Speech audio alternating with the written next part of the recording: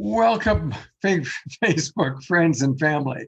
This is Love Coach Scott Thomas, and I am here with my teaching partner, the one and only, the magnificent Trish.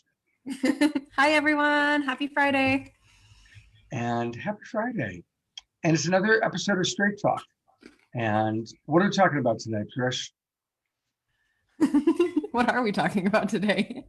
Managing triggers, managing difficult people, managing relationships, and managing yourself in it as well.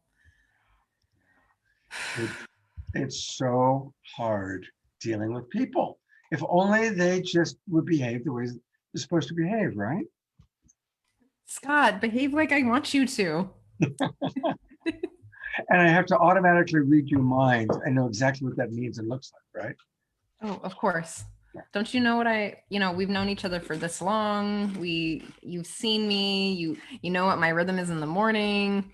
Don't you know how I'm feeling at all moments? Don't you know how to deal with all my triggers? Gosh, Scott. Exactly. So welcome. I want to just acknowledge all the people that are in our Zoom room. I see a lot of familiar faces and names and some people that I haven't seen before. So welcome. And I think Trish and I are in an especially playful mood because we did a really wonderful workshop for a couple of hours earlier today for the International One World International Tantra Festival.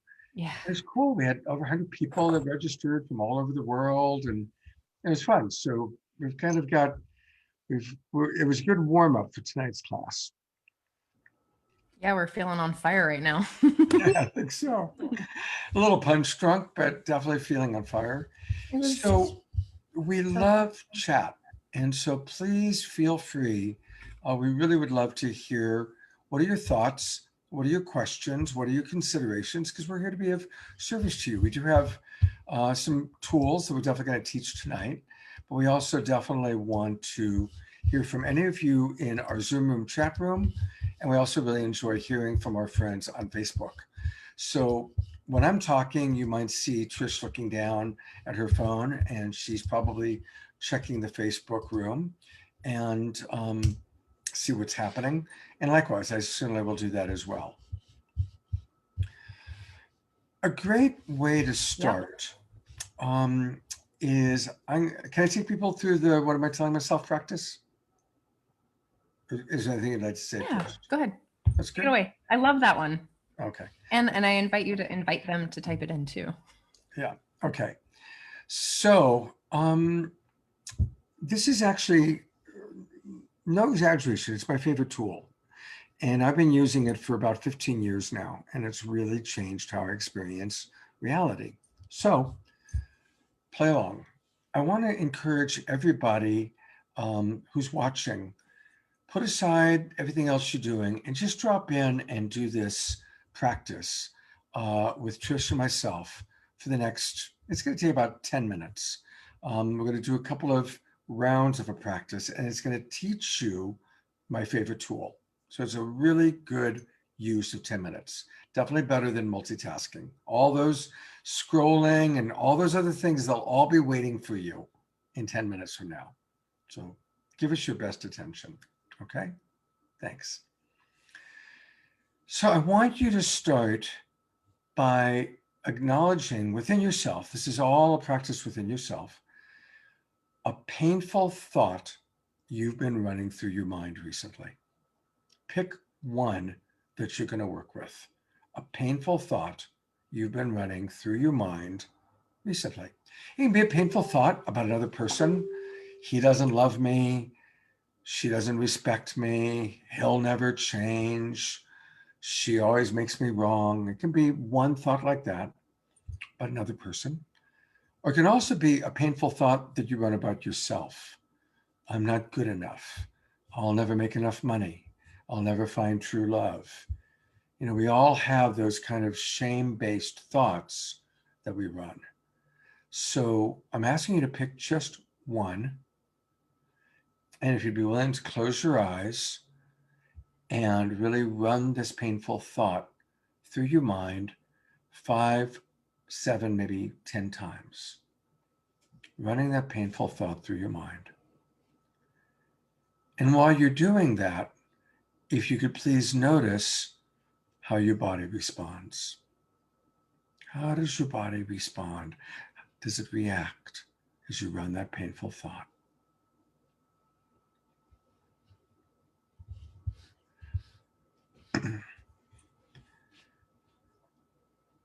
So, taking an inventory of what's going on with you, and I invite you to come back into, kind of with us and opening your eyes.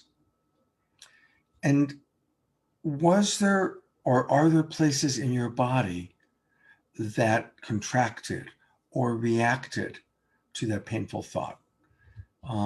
Trish, did you do the practice? Can I use you as the person to share about the experience? Yeah. Of course. Cool. So I felt this painful thought in the back of my neck and in my shoulder right in here. It kind of feels like a nauseous feeling. Yeah. Okay. And for those of you who are doing the practice, and hopefully all of you are, it's not essential that you're in the awareness of a place that's reacting in your body, but it's helpful. Now, here's what we're going to do. I'm going to put into the chat box, I'm going to also read it so you can write this down. I'm going to give you a short phrase. And the phrase is, the story that I am telling myself is ... That's the phrase. The story that I'm telling myself is. And I ask all of us to do this practice again. But this time when we're doing the practice, please, as you choose the same painful thought that you ran last time, but add this phrase to the start. So if your painful thought was, he doesn't love me, you're going to say in your mind, the story I'm telling myself is that he doesn't love me. The story that I'm telling myself is she doesn't respect me. The story I'm telling myself is that I'm not good enough, right? You're going to add that phrase and you're going to run it through your mind again, phrase in the thought, 5, 6, maybe 10 times. And notice how your body responds this time. Do you experience the thought differently?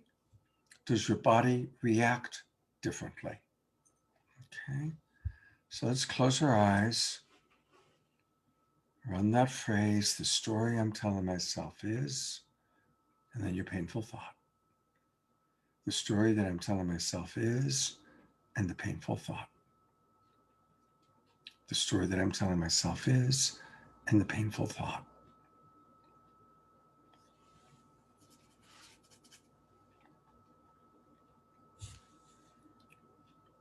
And begin noticing, how does your body respond this time? How does your body react? Does it respond differently?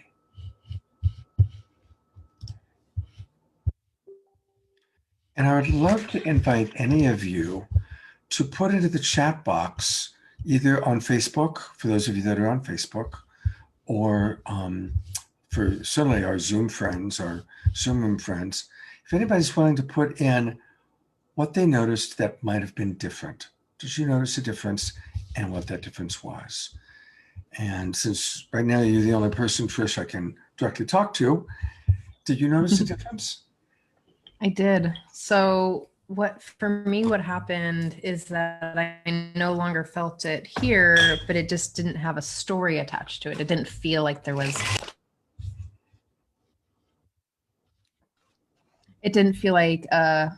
was any pain or emotion to it. It reminded me that it was just a story. It's just an insecurity playing out. Right. So everybody's experience is usually different, but I want to acknowledge that I've been teaching this for like 15 years. And most of the time, people notice a pretty significant difference. And so it's powerful. It's a powerful experience. And for those of you who did notice a difference, which usually is like 90% of the people, what's happening is you're changing the neurological pathway of your brain. You're going from reptile brain, which is reactive, into frontal lobe, which is responsive. And that's pretty much what we want to teach in how to manage triggers. Because when we get abducted by our reptile brain, we react. Right. When we're in our frontal lobe, that's where the empathy center of the brain is and the observer part of the brain. And so a lot of the tools that Trish and I are going to teach you tonight are ways to recognize how we might get abducted by our reptile brain and how to move it into the frontal lobe. And so the practice we just did demonstrates that just by adding those words, I'm telling myself the story, or the story that I'm telling myself is, just adding those words changes the neurological pathway of our brain. Scott, it's coming at a really great time because everyone's going into their family situations. It's the holidays. There's a lot of people who are spending time either on Zoom or it's, heightened places of stress because of the pandemic. Mm-hmm. And people are, tight spaces and tight places are cause a lot of frustration and insecurities to play out. So when you're having an experience with one of your family members or maybe your neighbor or your friend group or the people that you're quarantining with, like that's a place where you're like, oh, if you can just drop out, remind yourself that you're telling yourself a story that this person's a grump and a long string of curse words generally, that you can be like, oh, actually this person is really, yeah, like a really beautiful human. And I'm having the experience and I'm telling myself this story. Yeah. Yeah. So I'm going to go solo for a moment here to just talk a little bit about the reptile brain and the frontal lobe, the forebrain, because this is the biological way to manage our triggers. So a little bit about the reptile brain. The reptile brain is the oldest part of the human being, and it's oldest on two levels. When conception takes place, the very first thing formed in the first 24 hours after conception, it ends up about the size of a walnut in the back part of our brain, and it's our reptile brain. And that little thing that forms our entire brain stem and then our entire body and our spinal, it goes reptile brain, brain stem, spinal cord, and then the body fills in around it. Literally, we are built around the reptile brain. And from an anthropological standpoint, it's the oldest, most ancient part of the human being.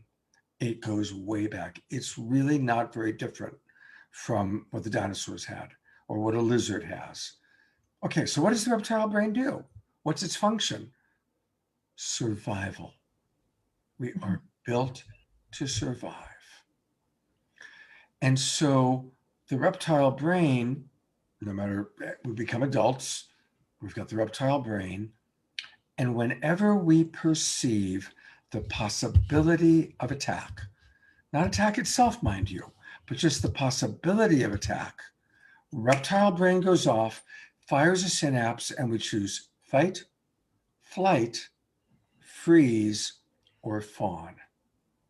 Fight, flight, freeze, or fawn. Most people have heard fight or flight.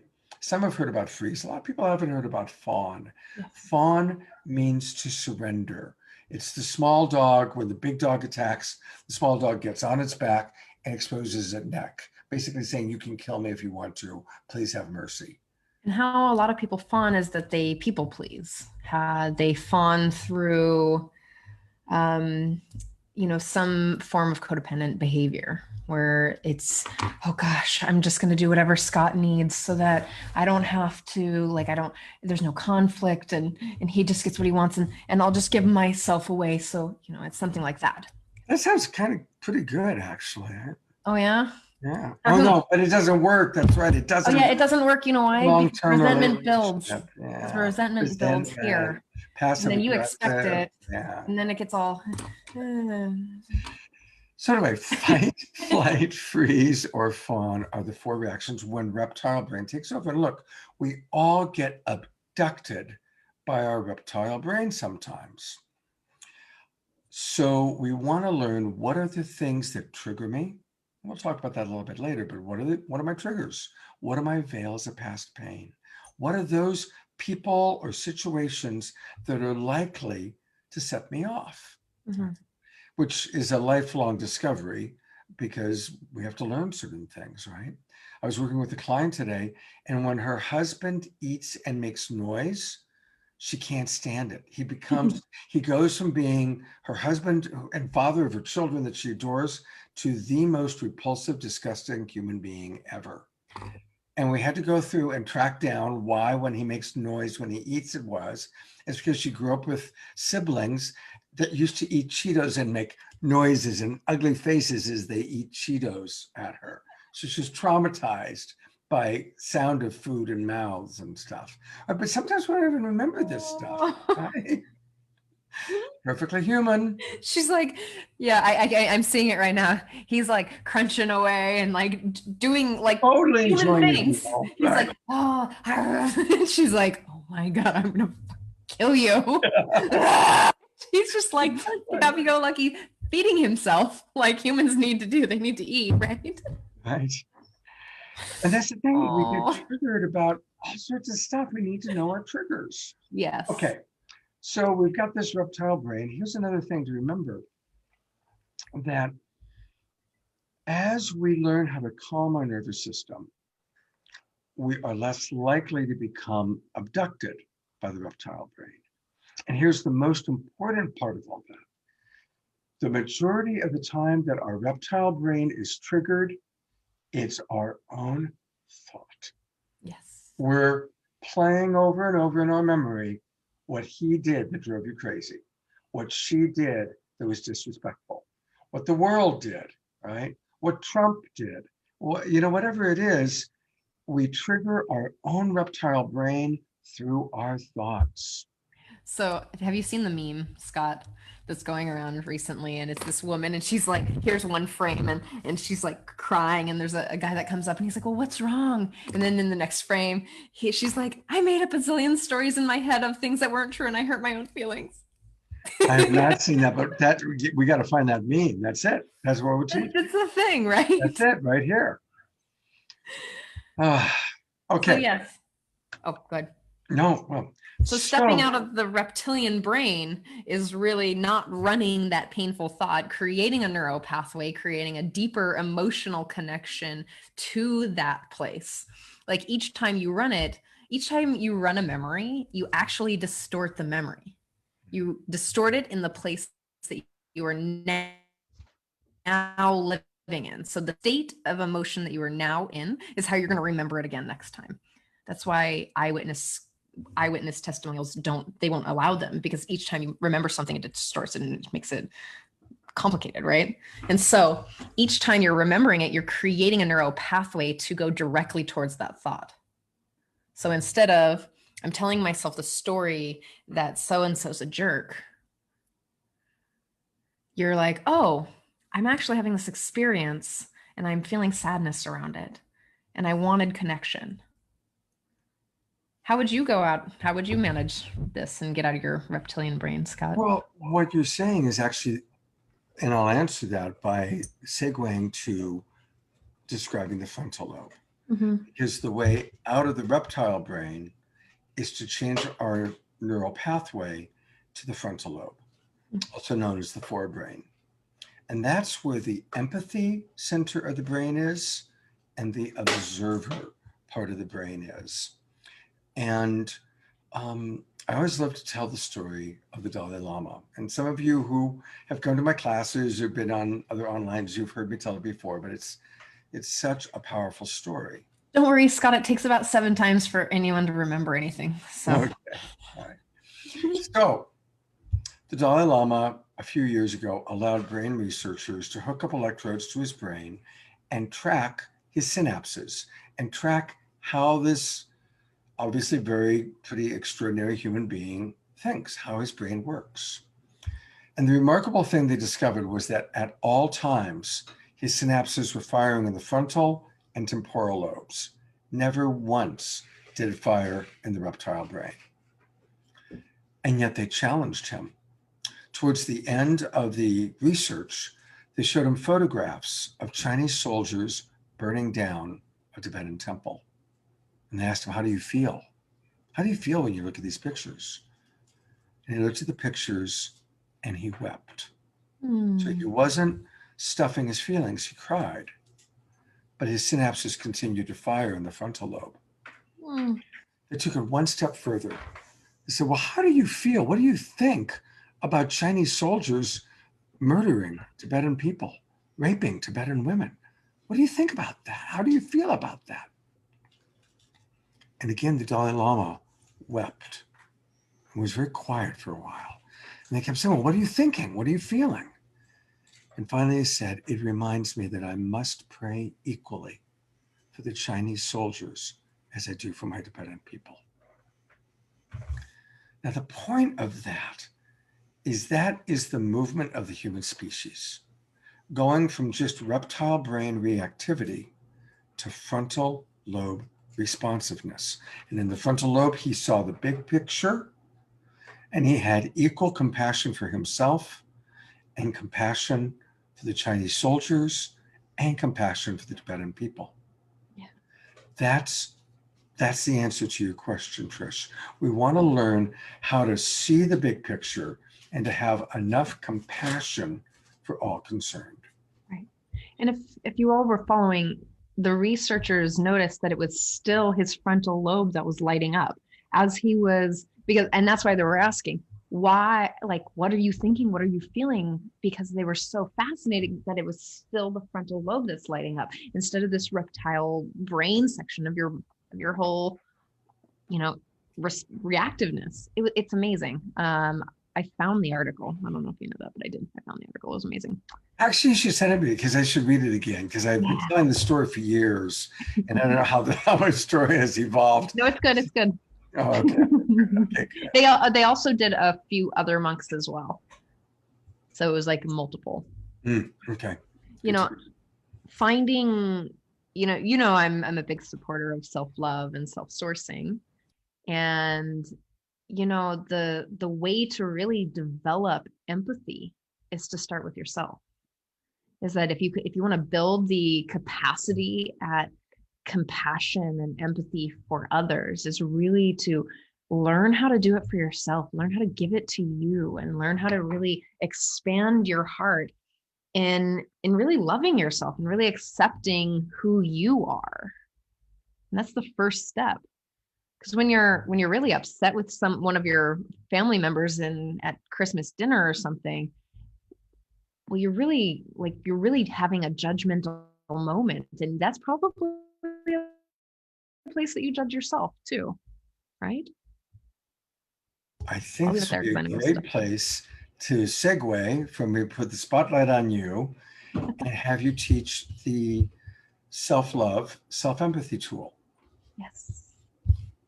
So as most of you know, I have the self-love show with Dawn Light on Thursday mornings, and this is our prolific and profound tool that we use every week. And the reason why is that when you can really expand your heart through loving yourself and accepting yourself more deeply, that's the places where we can build better relationships. And that's also the place that you can come from knowing what your wants and needs are, right? And then you can start hearing another person's wants and needs.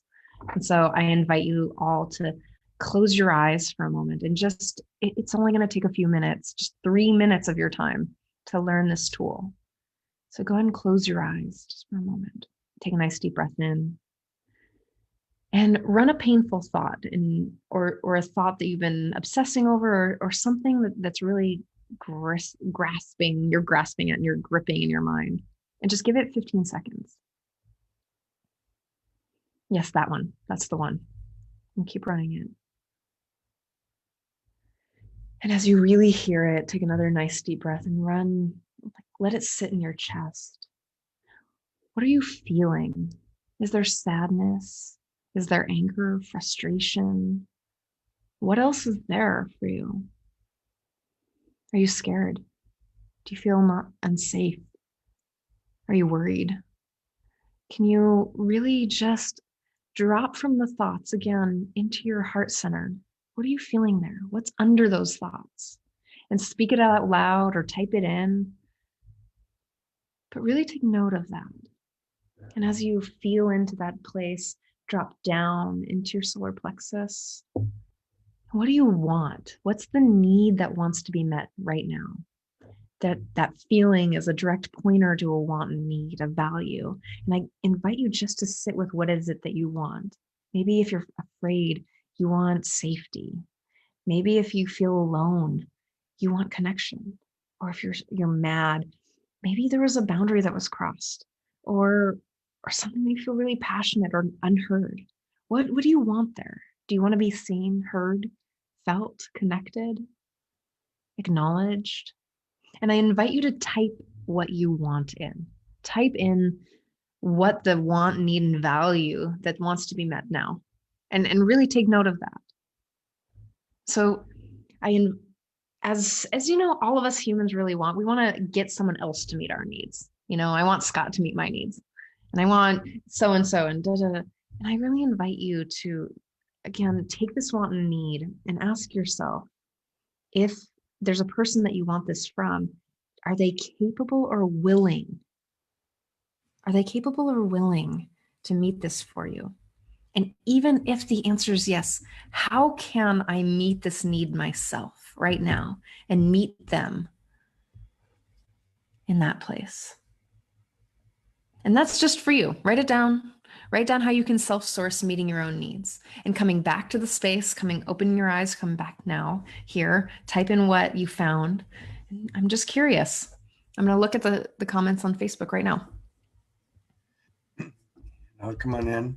We've got 63 shares on Facebook today. Thank you, Sign Network, Wow. for sharing this out to so many places, but not too many people are commenting yet. So don't be shy. We love hearing from you. And even some of you that come into the Zoom room, and I put the Zoom room ID into our Facebook chat, come on into the Zoom room. Ask us some questions there. We can even bring you in and interact with us a little bit, because we love to make it interactive. And since we don't have guests, it's Trish and I tonight, which is intentional because we want to make tonight a teaching night, like really sharing, because it's the holidays and it's difficult people and it's difficult times and it's recovery from the election and a lot of stuff. And so It's learning stressful. So we said, okay, let's help people learn how to manage the triggers. So that's why we're doing this. Thank you, Adriana. She writes, I can only meet my own needs. If I can get him to take all of his stuff and move out. Super honest. I'm thank you for being honest. And I don't mean to laugh over my painful imagining of that situation. Ayata, I hope I pronounced that right. I also want kindness and respect. Anyone out there really, does that resonate with you? Is that a want and a value that you hold? Kindness and respect? How about you, Scott? It's like everything, when our need for kindness and respect is met, we just can relax. But when it's not met, especially by somebody we really care about, somebody who's really important to us, oh my gosh, that is so hard. This is so hard. Oh, thank you, Ayata. Thank you. Yeah, we're here to help, right? Yeah. You know what? I'm going to bring up the list of universal human needs for a minute, because this might help people also just get in touch with some of the values, some of the things that really matter to them in life. And again, this is the list of pretty much every significant universal human need and value. So here we go. So as you look at this list, what jumps out at you? And the words in bold are categories. And what's important about this list is it helps us to understand ourselves and each other more often. If you're ever unhappy and you don't know why, you're angry and you can't figure out why, look at this list and ask yourself, which of these words have not been met in my life right now? Which of these words am I craving? Over Right? 5 years ago, I went to one of your classes, Scott, um, and there was another one that sat on my refrigerator forever. I mean, it got like bleached out, and and I gave some away. Like people still have this on the refrigerator because it gives you an opportunity to really like tap into that. I mean, and I also invite you and I, Scott, and everyone watching to type in your top 3 values. Don't drop it yet. And as I run through the list, the things that are so important to me um, is growth, is belonging, connection. Oh, and there's one that I was like, oh yeah, that's the one. And the ones that are you're seeing on the screen, which ones are the most important to you? Boy, most important. That's hard to choose sometimes. Well, ever moving, of course, but the ones that you find yourself resting on. Yeah. By the way, Wendy Eden Harris writes, um, one of the things she learns from Tony Robbins is everything I need is within me now. So thank you for that, Wendy. Thank you. Big three for me right now would be to be seen clearly is very important to me. Mm. Um,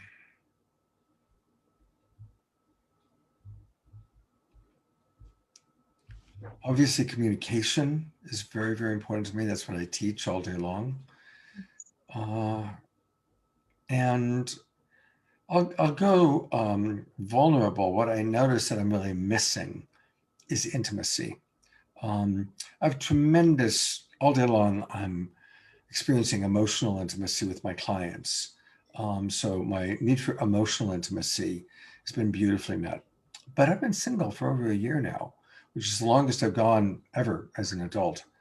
Um, and so, yeah, I noticed that I'm missing a lot of the connection words, affection, intimacy, sexual expression, closeness. Those are the ones that I'm missing the most. So those kind of jump out at me as, oh, I miss that, you know? And in the days of COVID, I happen to be living with two other, male friends who I love, but, we're not big huggers and we're not going to parties and seeing friends where we normally hug. We're not having Love Coach Academy retreats that are just big cuddle fests. So I'm missing that level of closeness and affection, connection. Mm, I can see that. Mutuality is one of my big top ones as well. Yeah. Just having that balance or that, I mean, yeah, or just having some movement there. And I think that a lot of viewers and a lot of our clients and a lot of the people who come to our workshops also want that. You know, they want some balance. I mean, that's half of the reason why I teach the codependency work. It's so important to find balance or to find that where everyone feels like it's a flowing dance. I want to God, I love thank Frode. I hope I'm pronouncing it correctly. Frode Emil. What a beautiful word name. Fagerjord. It might be Scandinavian. Writes the ones that are most important to him is sadness, love, gratitude, source, and connection. Thank you for writing that. you Safety, know, deep soul connection, and beauty is what Ayada just wrote. yes. I mean, how many people who are watching can relate to that? To any of the things that we shared? I mean, we're living in the time of COVID. We're living in a time that's really weird to get your community needs met, and how things like the world is just different right now, you know? there's COVID protocols and there's testing and there's like, how does one physically connect with someone? And how does, there's lots of money stuff up because some people don't have jobs anymore, or they're staying at home for days on end. Like how to manage difficult behaviors, not only in another person, but in yourself, right? Because it always comes back to how you're relating to the issue. Dawn, my partner says, Dawn Light, my colleague and partner from the Self-Love Show, she always says from her schooling, it's not the issue that's the issue, it's how you relate to the issue that's the issue. And I always rest on that. I always sit back and think about, well, how am I relating to what's happening? Am I making it the villain? Am I choosing to be the victim? Am I playing this whole cycle out? Or am I actually choosing empowerment and connection? Am I choosing to be empowered, and am I choosing to be connected? Or am I just being like, Scott's a dick and this is how it works? And I'm like the most pure, sweet angel. Hey, I want to address Wendy Eden Harris wrote some really powerful things. I've been looking at some of the comments on Facebook. So Wendy, I'm going to read and respond. Wendy wrote, I want a loving, heart-centered family that appreciates and communicates. My son basically has no tolerance to hear me or share what he feels. We don't talk about feelings. I have participated, and that's what she said about the part about Tony Robbins teaching everything I need is within me now. And then the last thing she says is, see, a lot of people are into drama. You know, the saying, don't sweat the small stuff. I feel like many people do sweat the small stuff. So thank you, Wendy. And so many thoughts about that. I want to address the son first.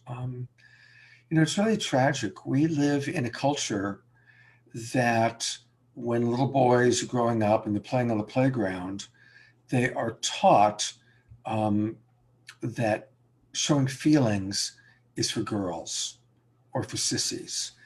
And usually they hear much worse words than that. Some poor kid gets hit by the ball out on the playground and he cries. And oh my God, all the other boys circle around and call him pussy, faggot, really horrible, wimp, right, exactly, wuss. And it's tragic on so many levels because it's dehumanizing. And it's also establishing that feelings are feminine and for a ugly idea of feminine. Yes. Right? Emotional. Oh, they're emotional. Right. Like it's bad. Right. Yeah. How many times we say, oh, stop throwing those negative feelings at me. Oh my God, I can't deal with your bad emotions. Right. You're so dramatic. And you know what? There's no such thing as a bad emotion. There's no such thing as a negative feeling. There's uncomfortable feelings, but they're not bad. They're not negative. They're part of the human experience. But unfortunately, back to, Wendy, your son is still at an age where he hasn't learned that yet. He hasn't unlearned what he was taught when he was out on the playground or, going, hanging out with his male friends. And so he is disconnected from his own feelings. But one thing I want to say is that almost all of us have certain feelings that we're comfortable with and certain feelings that we're uncomfortable with. It's quite common for men to be comfortable with being angry. And so anger becomes a cover emotion. So when a man actually is feeling scared or actually feeling confused or actually feeling sad, he might choose to display anger to cover the uncomfortable emotions that he doesn't want to show. Conversely, some women are not willing to get angry, so instead they'll cry because they've made peace with crying. They've made peace with sadness. Now, anger is not bad. Sadness is not bad.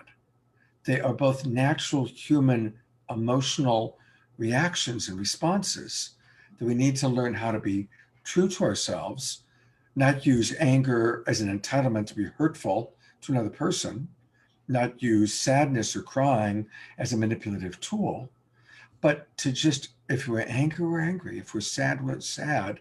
And for us to create safety for anybody's uncomfortable emotions. Absolutely. You know, so when I first heard, when you first read it, what occurred to me, the question that I wanted to ask was, oh, I wonder if he feels safe to share. Mm.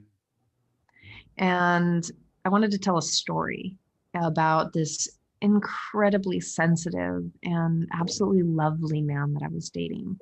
And his emotions were so intense for him that the second I would see him, it took us almost 2 hours of just silent holding to even speak the first words to each other after weeks of not seeing each other.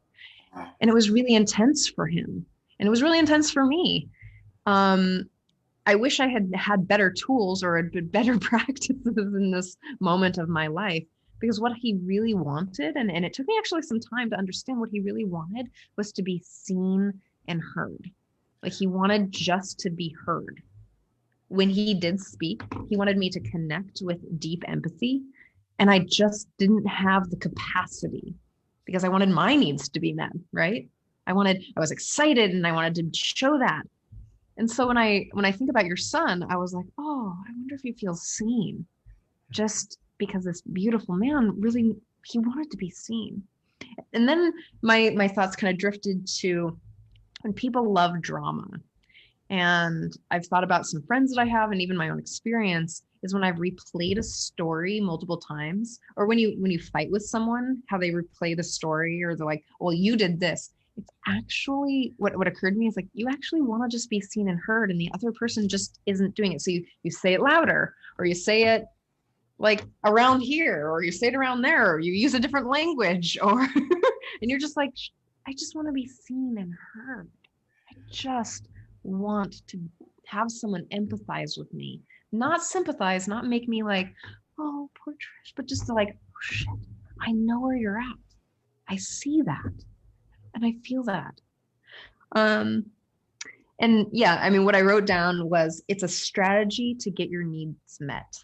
What are your strategies to get your needs met? What are your negative strategies to get your needs met? Because we all have them. I mean, don't get me wrong. Some people yell or fight or scream. Some people cry. Oh, last thing. So Scott, one of your other commandments, and I've heard you say it so many times. I don't know if you have a list, but this should be on it. No name calling. If you could just remove that, like, don't call Scott a mrr, or don't call Trisha mrr, like, if you could just eliminate that piece, that judgment. I mean, that's like one word. How would that shift your family relationship today? Thank you. Thank you for, it is one of my favorite commandments. And let me talk about that for a minute. Yep. So what we want to do is, when somebody's doing something that bothers us, we want to differentiate between the being and the behavior. But when we name call, and Marshall Rosenberg, who I was blessed to travel and teach with and get to know, taught me this. When we name call, we are assigning an enemy image to that person. So it's no longer Lisa, it's now she's a bitch. It's no longer Joe, it's he's an asshole. Dick. And so any of those words, dick, bitch, cunt, asshole, jerk, idiot, any of those words are very dehumanizing. Yeah. Very dehumanizing.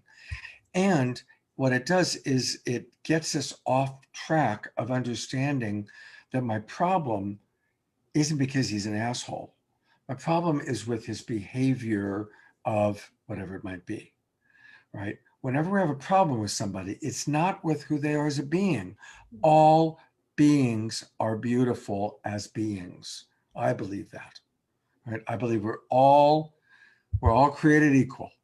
We all are connected to divinity. We are all part of this one unified field. We're all spiritual beings having a human experience.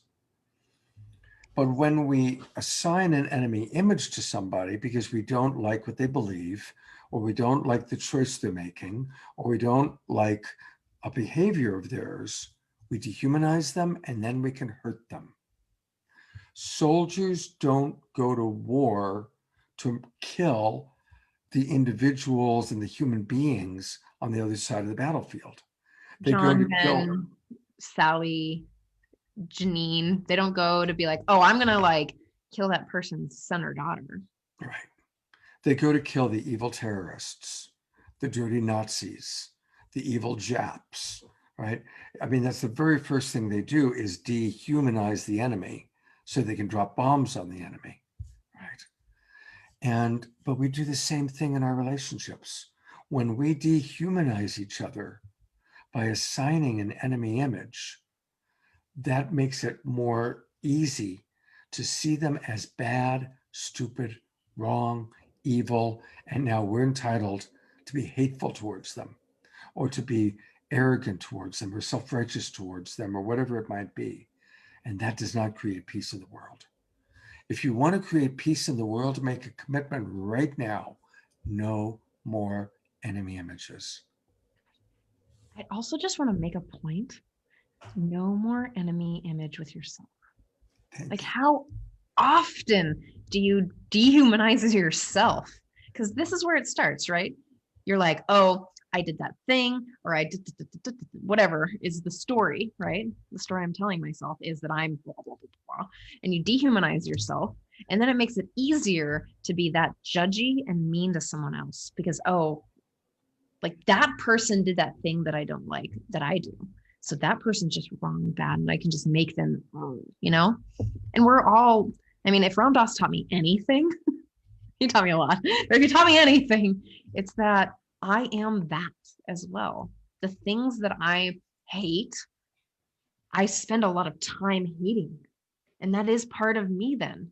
I am now creating that inside of me. Gosh.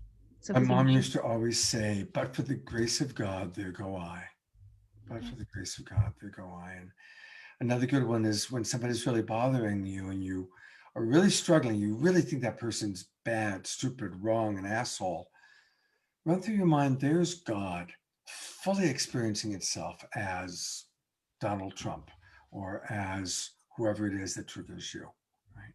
Or you can even take it a step further. There I am fully experiencing myself as Joe, as Sally, as whoever it might be. To just start remembering that, oh yeah, it's all a dance of divinity. Now, that doesn't mean we condone hurtful behavior. No. So remember the other part of the equation, differentiate between the being, see the beauty, the divinity in the being, see yourself in the being, but it is true that they have a behavior that's not meeting your values, or it's not meeting your needs, or it's at least threatening your needs and values. And so I'm going to use Trump as an example, and I'm not doing this as a political statement. I want to make this very, very clear. I respect equally people who voted for Trump and people who didn't. But let's just say that I'm someone who perceives that he tells a lot of mistruths, a lot of things that aren't true. So making an enemy image out of him would be saying he's a liar. But what's more accurate is that when I hear Donald Trump make certain accusations, it doesn't meet my value for honesty. See the difference? See, I'm bringing it back to myself. It's not about him being a liar or a bad person or evil. It's about I have a value for honesty that isn't being met by the way I experience him. And I'm even saying it's by how I experience him. He may or may not be telling the truth. Maybe he is, but I'm not experiencing it that way. So it doesn't meet my value for honesty. And this is a really important distinction in how we manage difficult people. We don't make an enemy image out of them. We don't escalate and go to war with them. We recognize, what is it that they're doing that bothers me? And which of my universal human needs, that same list we looked at earlier, which of my universal human needs are not being met by the behavior of this person? I often, when it comes down to things like that, I'm looking at their behavior and I'm like, well, when I've done that, what is it that I needed or wanted in that space? So if I was lying, or if I was choosing to behave in some way, I'm sitting back and I'm like, oh, what was my want and need there? I wanted to feel connected. I wanted to be seen and I wanted to be appreciated. Or I didn't want to cause trouble, or who knows. And then I try to find empathy from that place, find compassion from that place. And that's one way that I go about getting to where you are, Scott. Getting into that is like, oh, I definitely I come from my feeling place. I want to attach and connect there. That's very womanly of me. Just kidding. I think it's very beautiful. Yeah, I'm like, oh, how can I love him there? That's something that I share with my friends, is this concept. Oh, I'm excited to share this places. How can I love you there? Like someone will say an insecurity to me, or something that they're scared, or like a negative feeling or experience, and I can love you there. Or if I'm coming with something that's very human, can you love me here? Hmm. I can love you in your frustration, in your sadness, in your anger. I can love you in your joy. I can love you when you curse and you stub your toe, and I can love you in your lies. I'm not going to say, again, not condoning it, but I can understand where it comes from, right? I'm not saying like, hey, lying is not okay. It's purely not okay. Honesty is the best policy. And why are you lying? What's under that? What's under the behavior, the thought, going to the feeling? Why are you doing that? And really finding a way to connect there, right? Because I want to stay in connection with the people that I've developed relationships with, because I don't have a lot of them. I choose my people wisely and very specifically. So when I see Scott, I'm like, hey, Scott, why did you do this? Or, oh, I actually got really clear why I did this thing. Can I tell you this? How would you say our friendship is in our relationship, Scott? Beautiful. I know. And we've gone through things. It's not all like rainbows, butterflies, and unicorn farts. Do unicorns fart? Sprinkles and ice cream, I think. Rainbow dust or something comes out. By the way, just as a slight aside, why do people tell lies? Why are they not honest? It's always around safety. It's always, if you want honesty with someone, you need to make it safe to be honest. If a little kid eats a cookie before dinner, and the mom says, "Do you eat a cookie before dinner?" and he says yes, and she slaps him upside the head, do you think he's going to tell the truth next time? Of course not. So if we want people to be honest with us, we have to make it safe to be honest. And if they did something that we may react to, and we want them to be honest about it, we have to learn how to manage our reaction and definitely never make them wrong. Thank them for being honest. Still acknowledge, I notice the impact of that. I feel scared, I feel sad, I feel disappointed, but not you disappointed me or you're bad. Just thank you for being honest. That probably was really courageous to be honest. And it stings, but I still will choose honesty over not knowing what the truth really is. Right? Even if the truth is uncomfortable for me. I mean, even if it's not, even if it's in the place where it really hurts, like, wow, thank you, Scott, for telling me the truth. Mm-hmm. I'm deeply upset. I want to understand. I can't right now. I can't understand because I'm really upset. I need to take some space, or can I come back into a connection? Just like I need to go take a shower or rest or whatever your self-sourcing tool is, but I'm really upset and I love you and I really appreciate it that you shared that you were brave and courageous to share that with me, because I know that I could get really emotional and I could shame you and I mean, there's so many experiences why people lie, right? Yeah. Mm. All right. We've only got a little bit of time left because we're going to make today a little bit shorter. But I want to just kind of go through, we kind of touched on them, but I want to put them together for you. And that's the steps of how to manage difficult behavior in another person, because we promised that's what we're going to do. Yes. So all of you out there, whether you're watching the replay or watching this live, do this with us for a moment. And Trish, if you'd be willing to kind of be kind of my sample. So pick a person who has a behavior that bothers you. So everybody watching, listening, whether it's live or watching the replay, pick one person that has one specific behavior that bothers you.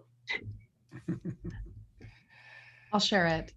Okay. I have a specific person who likes to instigate some sort of fight, some sort of negative kind of like, oh. Great example. Okay. Is there an enemy image that you sometimes assign to this person? Do you sometimes call them a jerk, a brat, Totally. obnoxious? What are some of the words you use?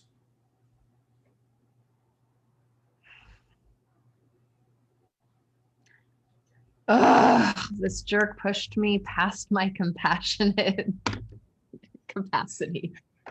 So Wow, I was a jerk. Maybe an asshole.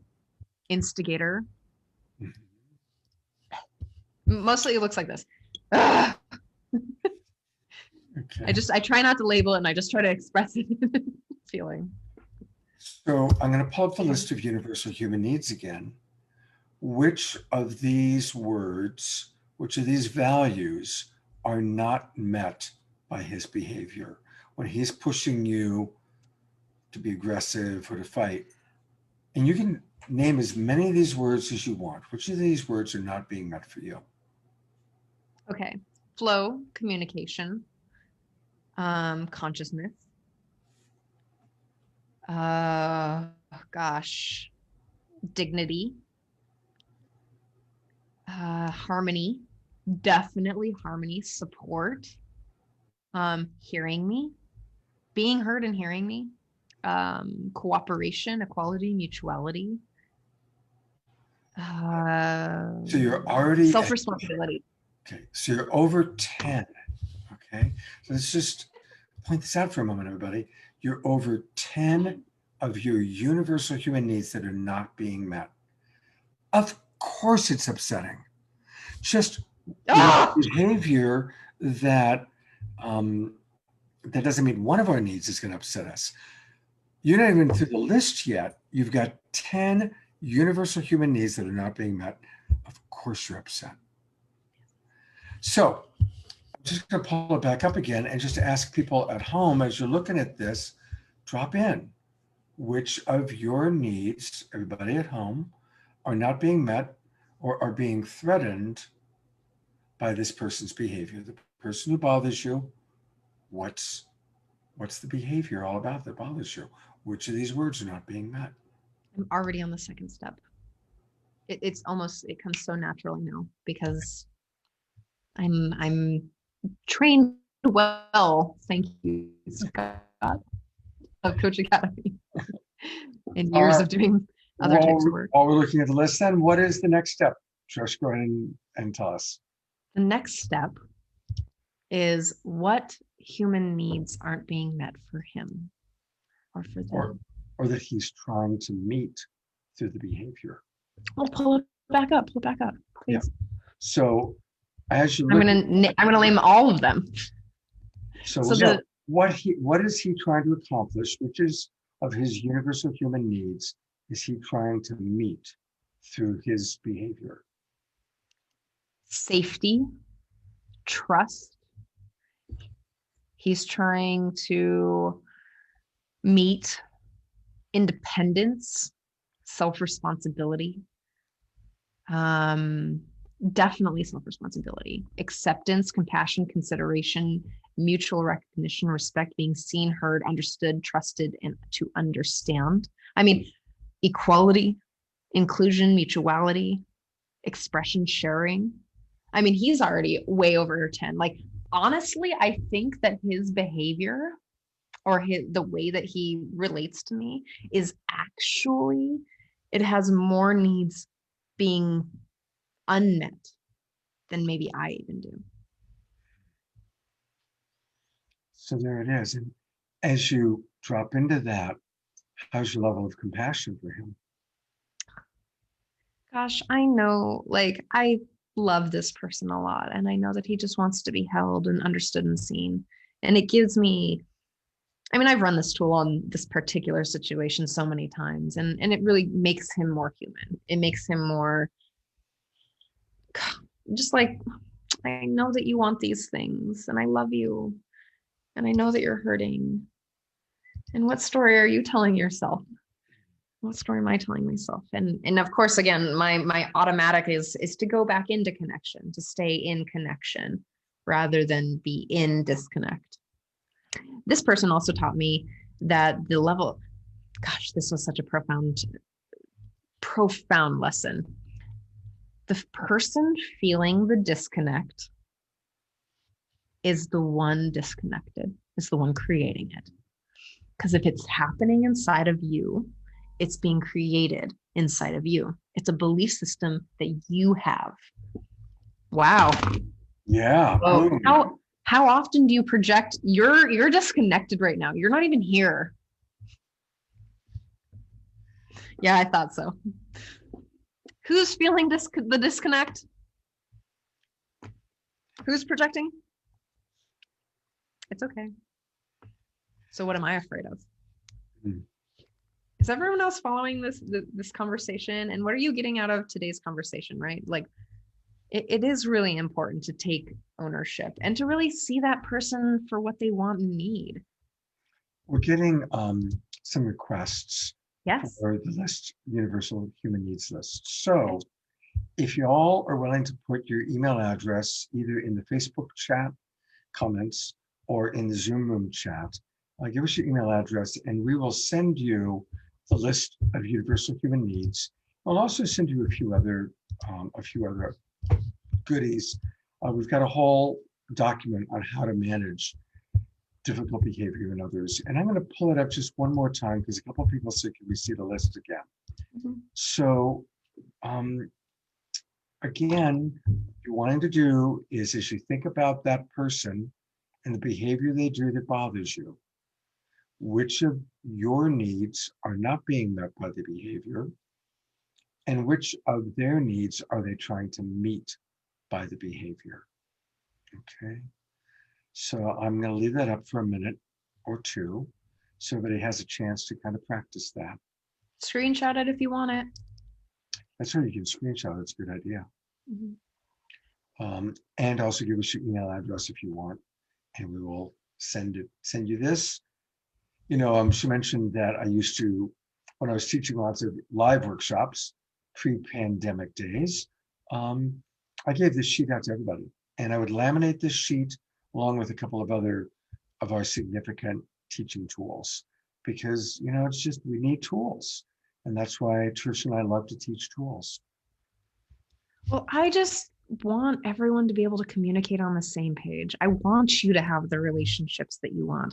I want you to feel good about yourself. Like, I just want that because I want it for me, and I've built it for me, and I want it for everybody that I love and everybody I don't love. Because I mean, if we can teach, like, just selfishly for a second, if I can teach my friends and my lovers these tools and they teach their friends and lovers those tools, how much better their relationships can be and how much better their relationships can be. And then it just like moves out in this beautiful ripple where we're all like finding ways to communicate lovingly and compassionately. I mean, and that is why we do the work that we do. And that's, you know, if you want to learn how to build better relationships and stay true to yourself, Scott and Love Coach Academy and myself have tools for that. If you want support being single, if you want support being in relationship, if you want to know how to be in relationship without being codependent, this is the place, right? We've got those things for you. In fact, Scott and I actually are teaching a class on the 13th. December 12th. I just pulled that well, up. How would I forget? It's my dad's birthday. Tell us about the class we're teaching, Trish. So this class is really amazing. This is the second time we've taught it. We learned a great deal of how to really get you in to understanding how to merge, how to get into relationship, how to stay in relationship without losing yourself, without enmeshing into a point where you're codependent and you're a mess and you abandon all your needs, but to really stay in your sovereign space, to stay in your truth, and to find love and compassion and to really merge together in this really beautiful, sweet way, right? It's going to be powerful. And it's on December 12th. It's a Saturday morning from 9 a.m. to 1 p.m. There'll be about a 20-minute break. Yep. And we really encourage you all to come. And I'll pull up the link where you can register. It's a powerful class. And what I'll even do is if anybody registers tonight, after the class, give me 5 minutes. I'm going to go in and I'm going to make a special code. The code will be, what's today's date? December 27th. So the code will be November 27th. So the code will be NOV27. And if you put in the code NOV27, we'll give you this class at half price because we love people that watch this show. So give me 5 minutes to go in and do that. I mean, and if you made it this far, you're actually invested in learning how to communicate and love in a way that really builds relationships, right? Exactly. Because you can keep doing the same pattern that you've been doing. And I'm just curious, has it been working for you? Because if you're asking yourself, maybe I should take this class, I just invite you to think maybe it's not working. I mean, and don't get me wrong, there's no shame in it because I've had to ask that question multiple times. Like, is this working? You know what the answer was? I'm putting the link in. So everybody kind of copy this link. There's the link and go to it 5 minutes from now. Mm-hmm. Put in the code NOV27 and you'll get it at 50% off. We'll also email all of you some of these docs, and we'll also send you the link to register, but better to register tonight and get that big discount. There's one last way you can connect with us that we want to share, and that is by going to our main website, which is lovecoachacademy.com. And there's a wonderful thing that our friend Paul Sterling created, which is, you'll notice when you go there, right away, there's a drop-down menu here that starts a little quiz. It takes about 2 minutes to take it. And what happens is by taking this quiz, we learn all about you. So I'll just make up single. I'm single and dating. It's been a year. And then you start filling in just a few things and it lets us know more about you. And then we know which love coach to hook you up with. So for example, if you're single and working with single issues, we're probably going to have you work with Trish. If you're interested in learning how to be another love coach, you're going to work with me. If you're dealing with couple relationship issues, we're probably going to have you talk to Paul and so forth. So fill out the little quiz and you get a free 15-minute discovery session, in exchange for filling out the quiz. And really, again, filling out the quiz just helps us to know what's up for you and how we can best support you. Trish? You know, I really just want to say that for all the single people still watching now and people watching on the replay, there is a really fun Facebook group that's being run by multiple love coaches and some other people in the peripheral community to really give you the support that you want and need. Paul and I are teaching a class called Single to Relationship Ready in 6 weeks, and that's coming up in January. And this particular group, you'll see that class coming up on that group. But you'll also get this really supportive coaches and really excellent advice. If you're really just like, why am I still single? Go there.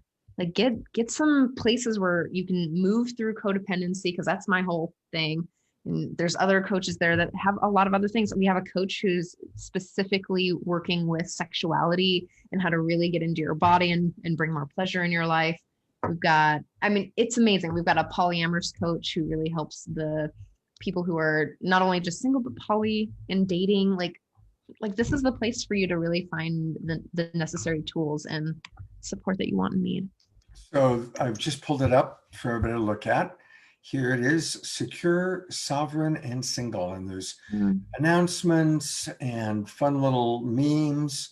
Oh yeah, Camilla is hosting a thing tomorrow at 10:05 with Jessica.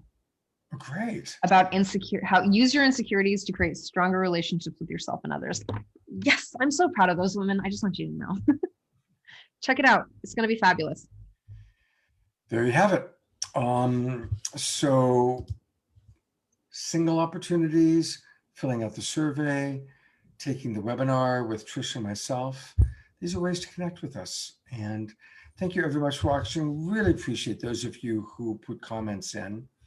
And for any of you that are watching the replay, private message us. And if you private message us and you want to take the webinar, I'll send you a special code. Well, actually, the NOV27 code will be forever. So that'll last whether you're watching tonight or you're watching the replay. I'll actually just set it up so anytime somebody puts in NOV27, they get the webinar for half price. Thank you, Scott. I really appreciate that. I hope you don't mind. I didn't ask your permission first, but I thought it'd be okay because we did that last week. So permission for what? To make it half price. Oh yeah, of course. Scott, if they made it this far, shoot, you get rewarded for doing your work. Sure. I want to reward you for doing your hard work and being a better person. Good job, you. Thank you, Catherine. Thank you, Ayada. Thank you, Fred. Thank you, all of you who were with us and watched, and those of you on Facebook as well. Thank you, Trish, for being my teaching partner. And have a beautiful evening. Have a great weekend, everybody. And yeah, check out the Secure Single that Camilla and Jessica are doing tomorrow at 10 o'clock in the morning. Take care, everybody. Hope to see you. See you at Saturday Night Live tomorrow.